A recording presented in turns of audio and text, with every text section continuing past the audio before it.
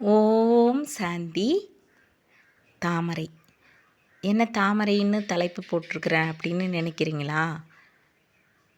ஒரு தாமரைப்பூ பல அர்த்தங்களை கொடுக்குது நம்ம வாழ்க்கைக்கு. எப்படின்னா, இப்போ தாமரைப்பூ எங்கே இருக்குது?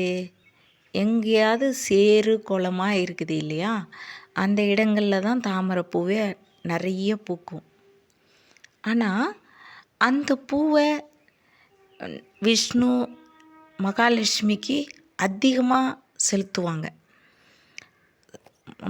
பூஜையில் அதிகமாக வைப்பாங்க. எப்படி? அது சேத்துல தானே உண்டாயிருக்கு. ஏன் அதுக்கு இவ்வளோ பெரிய இம்பார்ட்டன்ட் கொடுக்குறாங்க? அதை நீங்கள் கவனிச்சிங்களா? அதுக்கு மெயின் பாயிண்ட்டே ஒன்று இருக்குது. அது என்னென்னா, அந்த சேத்துல அந்த செடி வளர்ந்து அதில் அந்த பூ பூத்தாலும் அந்த தாமரை பூ மேலே அந்த சேத்தோட ஒரு துளி தண்ணி கூட அதில் பட்டு இருக்காது. அது மேலே எந்த ஒரு தண்ணியையும் எந்த ஒரு அழுக்கையும் மேலே படவே விடாது. அதனால தான் அதுக்கு சேற்றில் பிறந்த செந்தாமரைன்னு கூட ஒரு பழமொழி சொல்லுவாங்க. உண்மையில் அதுதான். அதுபோல தான் நம்மளோட வாழ்க்கையும். நம்ம எந்த இடத்துல பிறந்திருக்கிறோம் அப்படிங்கிறது முக்கியம் இல்லை. ஏழையா பணக்காரவங்களா, நல்ல இடமா கெட்ட இடமா, சம்ஸ்கார இடமா சம்ஸ்காரம் இல்லாத இடமா, நம்ம எந்த இடத்துல பிறந்திருக்கிறோம், எப்படி வளர்ந்தோம், அது முக்கியம் இல்லை.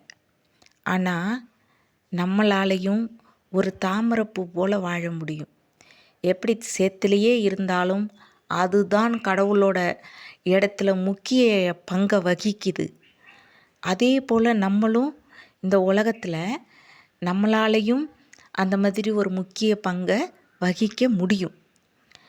அதுக்கு நம்ம செய்ய வேண்டியது எல்லாமே ஒன்றே ஒன்று தான். அது என்னென்னா, கடவுள், இறைவன், ஈஸ்வர், அல்லாஹ், பரமாத்மா, நீங்கள் எப்படி வேணாலும் அவரை கூப்பிடுங்க. ஆனால் அவரை கூட வச்சுக்கோங்க. அப்போ தான் நம்ம இந்த இடத்துல உட்கார முடியும் தாமரைப்பூ போல். அவரை எப்படி வச்சுக்கணும்? காசு செலவு பண்ணி, இப்போ நான் அன்றாட ஒரு கூலி வேலை செய்கிறவங்களா ஒருத்தங்க இருக்கிறாங்கன்னு வைங்க. அவங்க என்ன சொல்லுவாங்க? எனக்கு என்னோடய வயிற்று பொழப்பையே பார்க்க முடியல, நான் எங்கே கடவுளை வச்சுக்கிறது? ஆனால் அப்படி இல்லைங்க. கடவுள் உங்கள்கிட்ட காசோ பணமோ பொருட்களோ பூவோ பழமோ, நீங்கள் கொடுக்குற எந்த பாலோ, இல்லை நீங்கள் கொடுக்குற பெரிய பெரிய விதமான ஆடைகளையோ, இல்லை நீங்கள் கொடுக்குற தங்கங்களையோ, இல்லை நீங்கள் கொடுக்குற காசுகளையோ பணங்களையோ எதையுமே அவர் விரும்புவதே இல்லை. அவர் விரும்புகிறது ஒன்றே ஒன்று தான்.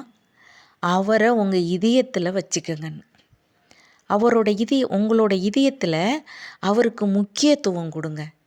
கடவுள் சர்வ வியாபி கிடையாது. அவர் நம்மளோட எல்லா இடத்துலையும் கடவுள் இருக்கிறாரு அப்படின்னு எல்லாரும் சொல்லிட்டாங்க. இலையில் இருக்கிறாரு, இதில் இருக்காரு, செடியில் இருக்காரு, அப்படி இப்படின்னு எல்லாம் சொல்லிட்டாங்க. ஆனால் கடவுளை நம்ம இதயத்தில் அனுமானை போல் வச்சுக்கணும். அனுமார் எப்படி தன்னோட இதயத்தில் வச்சுருந்தாரு, அது மாதிரி வச்சுக்கணும். அனுமானை பற்றி கூட நீங்கள் கதை கேட்டுருப்பீங்க. அவரு கூட கொஞ்ச நாள் அவரோட சில தீய சக்திகள் என்ன பண்ணிடுவாங்கன்னா, அவரோட அந்த அவரையே மறக்க அடிச்சிருப்பாங்க. அவர் தன்னோட வாழ்க்கையில் தான் என்ன செய்யணும் அப்படிங்கிறதையே மறந்துட்டு இருப்பார். சின்ன பிள்ளையாட்டம் சிறு பிள்ளைத்தனமாட்டம் அவருக்கு என்னென்ன சேட்டைகள் செய்யுமோ அதையெல்லாம் செஞ்சுக்கிட்டு இருப்பார். ஆனால் அவருக்கு ஒரு டயத்தில் தெரியும், அந்த தான் இறைவனுக்கு ராமுக்கு சொந்தமானவன், நம்ம ராம் இதயத்தில் வச்சுருக்குறோம் அப்படின்னு. அப்போ தான் அவர் அந்த ராமுக்கு சேவை செய்ய ஆரம்பிப்பார். அதே போல் தான் இப்போ மனிதர்களான நம்மளும் ஒரு எல்லாத்தையும் மறந்து தான் நம்ம வாழ்ந்துக்கிட்டு இருக்கிறோம். நம்ம ஒரு ஆத்மா, அதையும் மறந்துட்டோம். நம்ம எந்த பேரில் வாழ்கிறோமோ அந்த பேருக்கு சொந்தக்காரவங்களாக வாழுறோம். அந்த பேரை உருவாக்குனாங்க இல்லையா, ஜனம் எடுத்தாங்க இல்லையா, அவங்கள தான் தாய் தகப்பனாக நம்ம நினைக்கிறோம். அவங்கள சுற்றி இருக்கிற நம்மளை சுற்றி இருக்கிற உறவுகளை நம்மளோட உறவுகளாக நினைக்கிறோம். அதில் எந்த தப்பும் கிடையாது. இப்போ நம்ம ஒரு குழந்தையா நம்ம ஒரு இடத்துல பிறவி எடுத்திருக்கிறோம் அப்படின்னா, அந்த இடத்துல நம்ம அப்படி தான் வாழணும். அப்போ தான் அவங்க கஷ்டப்பட்டு நம்மளை வளர்க்குறாங்க இல்லையா. எவ்வளோ எவ்வளோ கஷ்டங்களை ஒரு தாயும் தகப்பனும் பொறுத்துக்கிட்டு நம்மளை படிக்க வைக்கிறாங்க, நம்மளை நல்லா இருக்கணும்னு நினைப்பாங்க. எந்த ஒரு தாய் தகப்பனும் தன்னோட குழந்தை கெட்டு போகணும் அப்படின்னு நினைக்கவே மாட்டாங்க. அன்பை கொடுப்பாங்க, வளர்ப்பாங்க. ஆனால் நம்ம எல்லாருக்குமே அப்பாவா அம்மாவா கடவுள் ஒருத்தர் மேலே இருக்கிறாரு பரந்தாமத்தில். அவரை மறந்துடுறோம். இது நம்ம செய்கிற தப்பு. இதனால தான் நமக்கு இவ்வளோ அடிகள் விழுது. நம்மளோட சொந்த பந்தங்களே நமக்கு துரோகத்தை பண்ணுது. அந்த கடவுளோட கையை பிடிச்சா அவர் கரெக்டான நேரத்தில் நம்மளுக்கு வழிகாட்டி கொடுப்பாரு. அவர் எந்த காலத்துலேயுமே உன்னோட அப்பாவை விட்டுட்டு வா, அம்மாவை விட்டுட்டு வா, கணவனை விட்டுட்டு வா, மனைவியை விட்டுட்டு வா, உன் பிள்ளைங்களை விட்டுட்டு வா, என்னை மட்டுமே என்னை நீங்கள் துறவியாக நீங்கள் காட்டில் மேட்டில் அலைஞ்சிக்கிட்டு துறவியாக இருந்துக்கிட்டு என்னை நினைங்க, இப்படியெல்லாம் கடவுள் சொல்கிறதே கிடையாது. அவர் சொல்கிறது சேற்றில் இருக்கிற செந்தாமரை போல். நீங்கள் உங்கள் குடும்பத்திலேயே இருங்க, குடும்பத்தோடையே வாழுங்க. நீங்கள் ஆனால் என்னை மட்டும் எப்போவும் நினைங்க, என்கிட்ட பேசுங்க. உங்களோட ஃப்ரெண்ட்ஸுக்கிட்ட பேசுகிறீங்க, உங்கள் சொந்த பந்தங்கள்கிட்ட பேசுகிறீங்க, உங்களோட மன துக்கங்களை அவங்கள்ட்ட சொல்கிறதுனால கொஞ்சம் ஆறுதலாக கிடைக்கிது அப்படின்னு நினைக்கிறீங்க. ஆனால் இல்லை, அந்த நிமிடத்துக்கு வேணால் நீங்கள் உங்களோட பாரத்தை அவங்கள்ட்ட இறக்கி வச்ச மாதிரி இருக்கும்.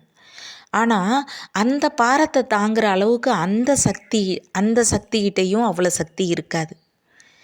நம்ம பாரத்தை இறக்கி வைக்கணும் அப்படின்னா நம்ம வணங்குற அந்த இறைவன்கிட்ட மட்டும்தான் நம்ம பாரத்தை இறக்கி வைக்கணும்.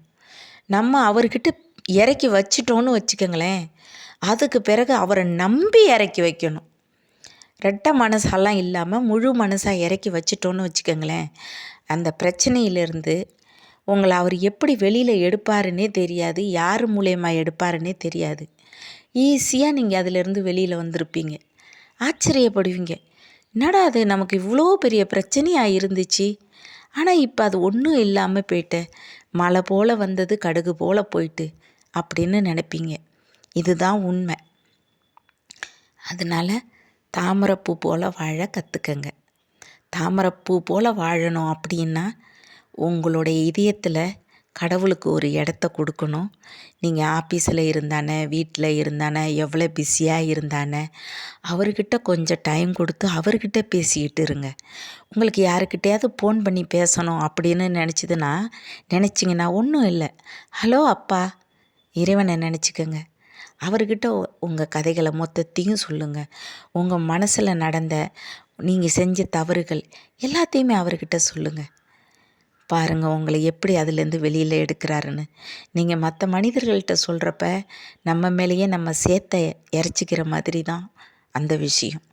ஆனால் அதே விஷயத்தை நீங்கள் கடவுள்கிட்ட சொன்னீங்கன்னா சேத்துல முளைத்த செந்தாமரையாக நீங்கள் இருப்பீங்க.